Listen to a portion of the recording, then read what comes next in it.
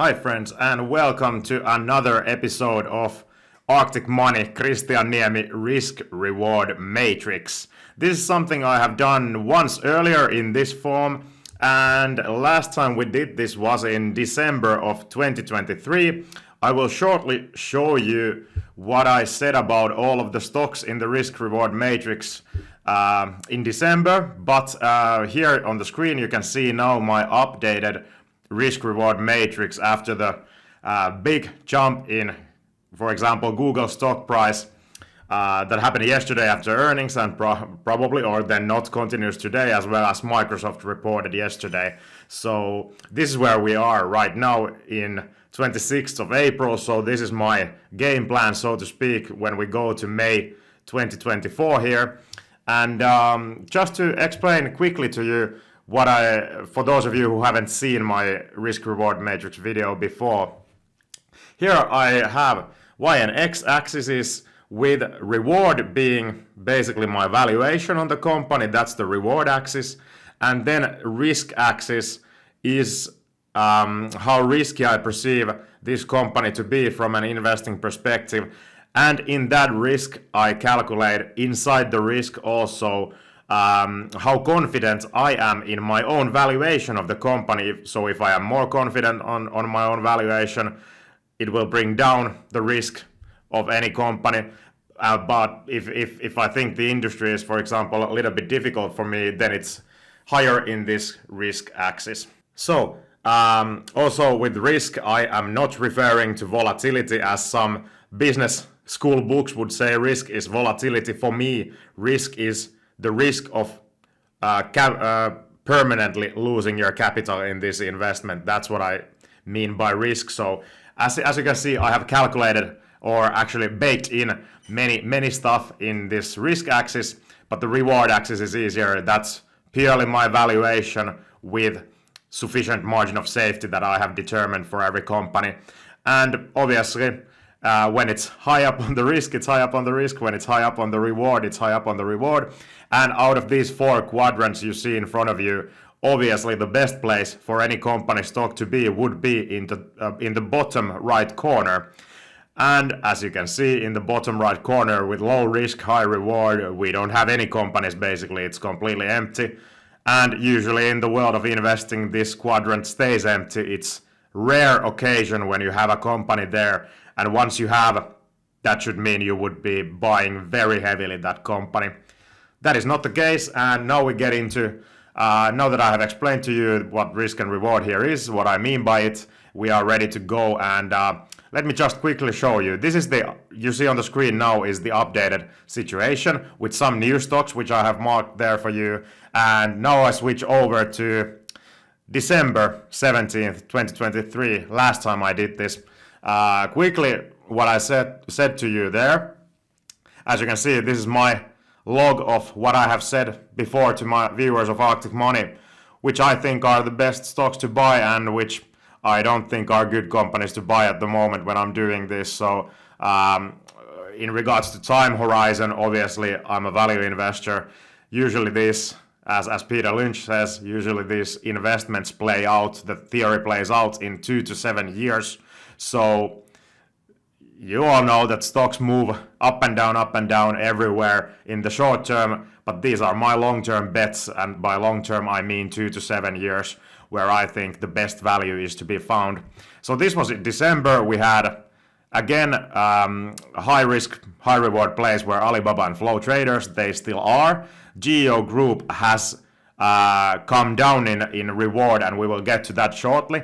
As you can see, I marked with a circle a big group of companies that I think presented quite nice actually situation from the risk reward perspective. Have to say, Eurofins Carriage Services, Parklawn, Tyson Foods, Amsterdam Commodities, many of these have gone up in their stock price since December a little bit, so naturally they have moved a little bit down on the reward axis. But obviously, if I have done valuation here in between, I might have changed the valuation, so that might be the second reason affecting the results. So it's either changing my valuation or changing the stock price. in terms of these companies inside the circle, I think pretty much all of them it is. Maybe except carriage services where I took a little bit down the valuation, but all the rest are just moving down on the reward axis because the stock prices have increased. Well, you see there the big group of good buys, I would say, that you will see in the next slide when we move to this day where they have moved. And then lots of companies in the bottom left corner. I would say many great companies inside that bunch, but just too expensive. And one maybe highlight from this history from last December, I would say that you can see Tesla moving up in my reward axis, and naturally the stock price. I've kept my Tesla valuation the same for almost 3-5 years now, no big changes. But what has changed is that Tesla stock price has crashed, so it's moving up the reward axis naturally. So this is the history. If you want to take a closer look at it now, you can stop the video right now and you can have a look at it. But now we move to this day, 26th of April 2024, and this is my list of kind of my own stocks to buy at the moment. And let's get into it. On the, as I already said, bottom right corner would be the ideal place to find companies here, but as it is rare in the market that you see a great reward, low risk opportunity, those don't come around often, and that is why, as I said, bottom right corner is empty, and it's actually, it reflects my thinking pretty well that I think overall S&P 500, my watch list of companies, which you see right in front of you right now, these are all from my watch list. I think stocks are pretty expensive at the moment, or if they are not expensive, they definitely are not cheap. Let's say so. They might be in fair value, they might be expensive. Of course, it depends on the stock, it depends on the company we're talking about, but cheap offers we have there none. So let's go. Alibaba stays the same. Due to China, that's a big risk, big reward situation, as it has been for 3 years now already. Flow traders, little bit up in the stock price recently, but this liquidity provider is a hedge against those volatile times in my portfolio. So I think even though it's high on the risk because it's not inside maybe my core competencies when it comes to evaluating industries, this fintech industry, but that's why it's high up on the risk for me personally, even though the business itself is not that difficult to understand. But all in all, I think it presents great reward situation. Then I have marked a new circle here.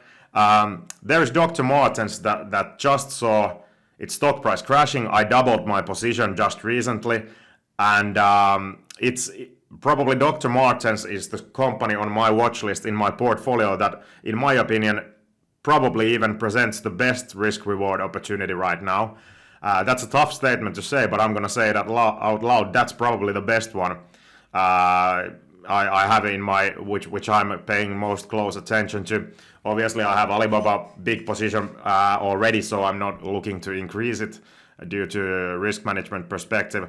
Also inside the circle, you see, there's Burberry, which is another luxury premium brand house from UK market, like Dr. Martens is. These are both premium clothing companies, let's say so. And I need to do another valuation on Burberry still to determine whether it is a great buying opportunity.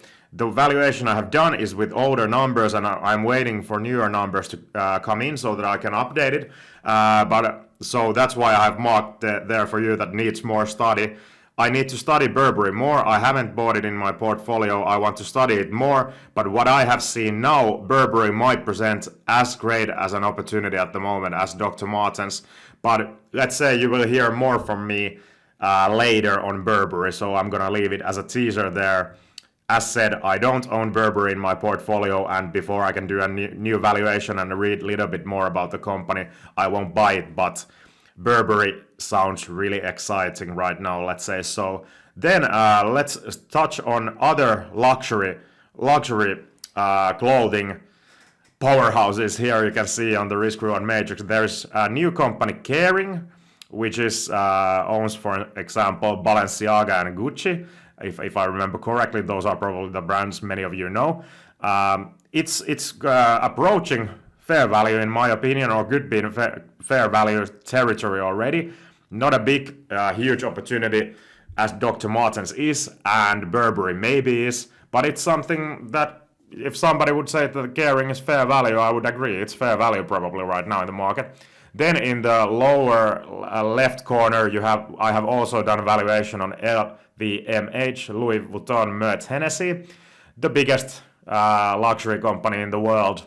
Well, could be the biggest company actually in Europe market altogether. I'm not sure, but if it's not the biggest, it's way up there also in the ranking of Europe. So naturally, LVMH, great company, great brands, great company, but like so many other companies in my watch list, it's a great company, but it sells too expensive now. The stock price is too high for me to own it, so remains on the watch list. Okay, let's go back to the right top corner where we have also. You have uranium. I have lots of videos on uranium on my channel, so you know the case with uranium. I still feel like there is room for the spot price to run up, so I think from Riskreward's perspective, uranium is still a good investment. Then we have CoreCivic, CoreCivic and Geo Group, which you can see there. Geo Group crashing in my reward axis, and CoreCivic staying roughly the same as in December. I think the reason for this and the reason why I sold completely out of my Geo Group position with very good profits was that I think Geo Group is in the risk of higher interest rates with their bigger debt load than CoreCivic, and this is why for the first time in my risk reward matrix you will see a great difference between these two private present operators from United States. CoreCivic I think is value still. Higher interest rates are not as big of a problem for them as they would be for Geo Group if they stay higher for longer. And this is the reason why Geo Group is out of my portfolio. This is the reason why I think CoreCivic still represents good risk reward opportunity, but Geo Group doesn't. So I know Geo Group has also other businesses going on and new innovations. That's another story. Those other business segments do have potential, but I have done my valuation with asset valuation methods, so with the assets they own and what you can find from the company's balance sheets, I believe Geo Group is a much higher risk investment now than CoreCivic, and with going with the risk first in my portfolio, CoreCivic stays in my portfolio, Geo Group is out, at least for now. Let's see what future brings. Then, a new company, a new valuation, new video recently, if you have checked Arctic Money, one of my latest videos. Kamux, a used car sales company from Finland, my home country, which operates also in Germany and Sweden. They are in fair value at the moment, a very interesting risk-reward play in my opinion, but I would like to see the stock price moving a little bit more down before that company enters my portfolio, but kind of like Kering there, I think Kamux is already fair value. If some Finnish investors are buying Kamux today, I'm not saying you're crazy, I'm saying might be a good buy already. Then let's check the bottom right corner, the best corner we have in the risk-reward matrix. I think this is the group bunch of companies, Eurofins, Parklone Corporation, Amsterdam Commodities, I have already positions in my portfolio. Alta Beauty I don't have yet, but I'm paying really close attention to Alta Beauty. Alta Beauty approaching, the stock price has been moving down recently and it's getting really interesting for me. I have researched Alta Beauty a lot, I really love the company. I would like to see it enter my portfolio really soon if the stock price were to move just a little bit down. We'll see. Alta Beauty and Kamux are probably the two companies that are most closest ones to enter my portfolio at the moment. But as said, this bunch of companies, Eurofins, Alta Beauty, Parklone Corporation being a cemetery operator from North America, Eurofins, a laboratory testing services provider from Europe that operates globally, and Amsterdam Commodities, a trading business with in the food industry. Alta Beauty, obviously, a beauty chain from United States. All of these, to me, present the best opportunities with probably a little bit lower risk than, or for sure lower risk than flow traders, Alibaba, Burberry, or Dr. Martens. kind of my stocks to buy if you are comfortable with the risk and can handle it. Position sizing and stuff. Dr. Martens, maybe Burberry, Flow Traders, Alibaba. These present the best high risk opportunities. If risk is too much with those, I think the best stocks to buy at the moment can be found from Eurofins, Alta Beauty, Parkland Corporation, and Amsterdam Commodities. But still, as said, there are no great buys at the moment in my watch list. That's the sad truth. I'm accumulating cash at the moment because there are no great buys. At some point, I need to put that cash into work, but at the moment, I'm accumulating cash because I don't see huge opportunities at the moment in the market.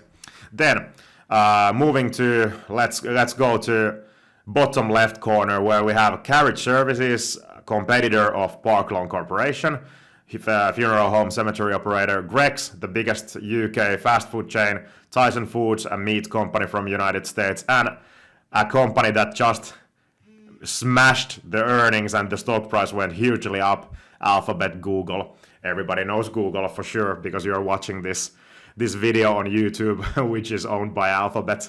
So you know the company, Google and YouTube, the two biggest search engines of the world. Huge moat company still, no matter what all AI nerds are saying. I believe in Alphabet, I believe in Google still myself.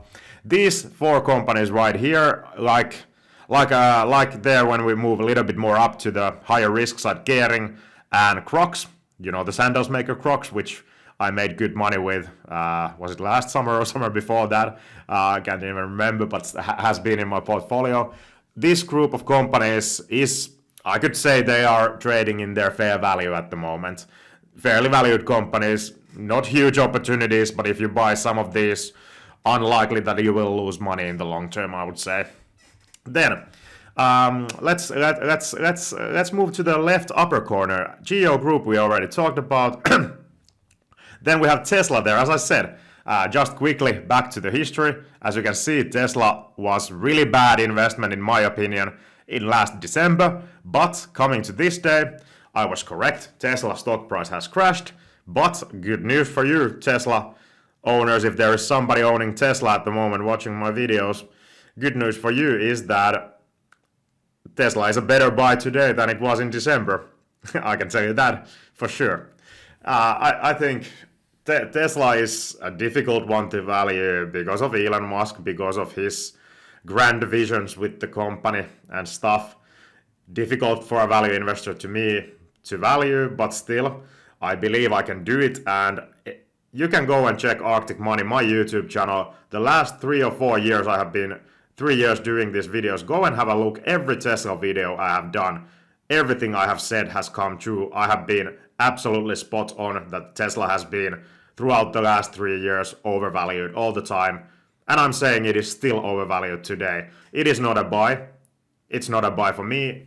And I will let you know when I think Tesla is fair value. It is not fair value today, but it is approaching fair value for the first time for a long period of time. So I suggest you go and have a look what I have said about Tesla before, and I have been right in everything I have said so far during these 3 years I have been making YouTube. So let's leave it to that. Should the Tesla, I can already tell you that should the Tesla stock price crash to $100 and below, that's when I'm getting interested in the company. Never making it a huge position probably in my company. Car industry, EVs, highly competitive industry. There is competition existing already, lots for Tesla. Elon Musk is a business genius, I can admit that, but his other views on other stuff are not that genius in my opinion. And to be honest, sometimes I think, this might sound really harsh to somebody, but sometimes I think if Elon was not involved in Tesla and there was some other CEO, I would be much more eager to buy the company, because sometimes I think for Tesla, is Elon Musk an asset or a liability? He has been asset for 10 years and over, but I'm talking about today, is he an asset or a liability with his focus clearly on other stuff than Tesla nowadays? I don't think anybody can disagree in that when you're running SpaceX, when you're running Twitter, X, and what else you are doing, there just might be not enough time for you to really give your everything to Tesla. And if I am a Tesla shareholder, I do want my CEO to give everything for the company. I think that's not unreasonable to ask. Well, go and watch those older Tesla videos, know more about Tesla. Then we move, let's say, in the left bottom corner, where we have in the below, like in the lower stages in the risk, we have lots of best companies of the world. And the matter of the fact just is that they are trading with valuations that are way too high for me. The stock price is way too high. I don't believe they are good buys. I think if you own some of these, you will be having at the best average returns. These companies include, of course, Disney is a great company. Streaming wars is tough, but take the streaming wars out of the equation. Disney is a great company with moats. Starbucks is a great company with moats. LVMH, great company with moats. Meta, you all know. Lockheed Martin, General Dynamics too. Defense sector operators from United States, great companies in their industry. Microsoft, probably the deepest moats in the world as a company, and Berkshire Hathaway, Warren Buffett's company, which is a financial fortress and built to last forever almost. These are among the best companies of the world. These are the companies I want to own. These are the companies that have too high stock prices, in my opinion, and I can't own them in my portfolio. That's the end of the story there. We had Service Corporation International is the biggest funeral home and cemetery operator, competitor of Carriage Services and Park Lawn Corporation. For some reason, I'm getting their valuation being much more expensive than the two smaller competitors. That's how the numbers I end up with. Then I have Manchester United there, football team from Premier League England. So the only English Premier League team that is stock is listed at the moment. It is low on the risk side, which might surprise some of you, but Manchester United, I'm a football fan, I have followed economics and football. There is a video on great book Soccernomics in my channel. That's one of my favorite videos of Arctic Money is Soccernomics video, summary of that Soccernomics book, which was a must read for any person interested in economics and football. Go and check that out if after this video if you like. Manchester United, they have deep brand moat. They are one of the most recognized football clubs or sports clubs even in the whole wide world, and that's their moat. Their moat is also that they are in the Premier League, which is in terms of economics the best league in the world. There nobody, Germany, Spain, no one comes even close at them when we talk about the sums of money that move around this league. And Manchester United, even though the team has been doing really badly lately in the football field, and there has been Mr. Ratcliffe and other investors buying the company, and there are new owners coming in, old owners going out at least, having their position sizes being smaller in Manchester United. Lots of stuff happening around Manchester United, and it's a difficult company obviously to value, but with the right price it can be a great buy because football is forever, and if you own one of the strongest brands in football, on paper that is pretty good solid base to start valuing this company and seeing if I can make money with this someday. And I have already told you that I'm paying in my earlier videos, I'm paying close attention to financial fair play regulation in England, in Europe, and if it is moving to the direction where I can see that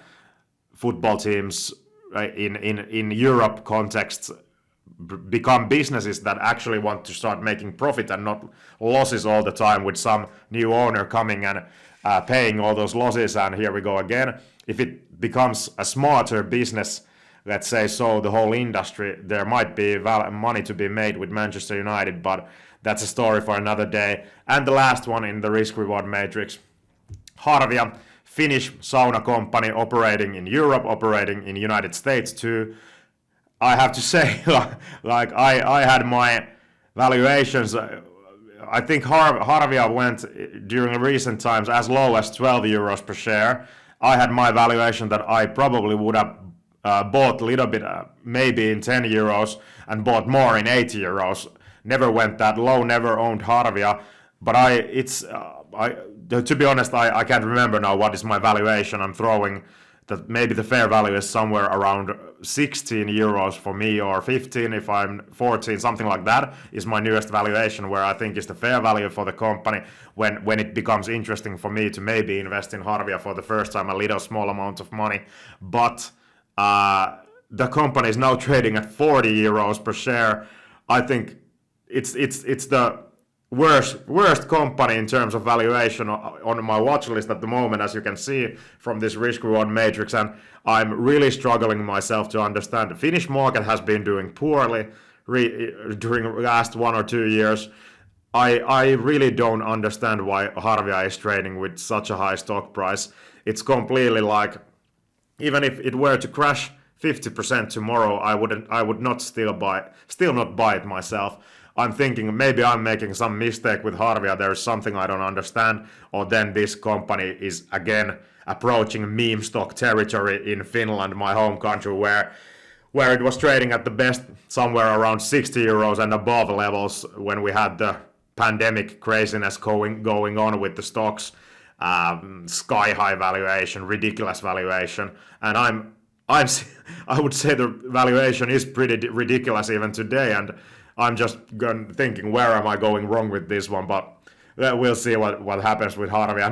No offense to any stock owners of Harvia. I like to go to sauna too myself. But this valuation of Harvia at the moment, 40 euros stock price, I cannot explain it, to be honest. Well, I think we went through all of these risk reward matrix stocks here. These are the companies on my watch list. These are the companies I follow. As said, there's Burberry being really interesting, but I need to study a little bit more. So I'm giving an asterisk there for everybody watching this video. It might move around in this risk reward matrix once I finish my study. Dr. Martens, I would say, was a small position, but I have doubled it, so it's a medium-sized position in my portfolio at the moment. Flow Traders and Alibaba, high risk, high reward. I have, let's say, big enough positions in those two not to invest more at the moment. Then you see the companies in the lower right corner: Eurofins, Alta Beauty, Parklon Corporation, Amsterdam Commodities. I think these are the best stocks to buy with lower risk than the ones I just mentioned before: Flow Traders, Alibaba, Dr. Martens, Burberry. That's how I do. Tell me in the comment section below, do you like this kind of risk reward matrix? How can I develop this for you viewers so that this would be better for you, you would like it more? To me, this is really nice visual illustration. Basically, after my own valuations, which stocks are buys for me at the moment, which are approaching the levels that they are fairly valued, and it gives me like a nice visualization of where, if I would need to invest X amount of dollars today, where would I invest them? Yeah, you can see the companies there.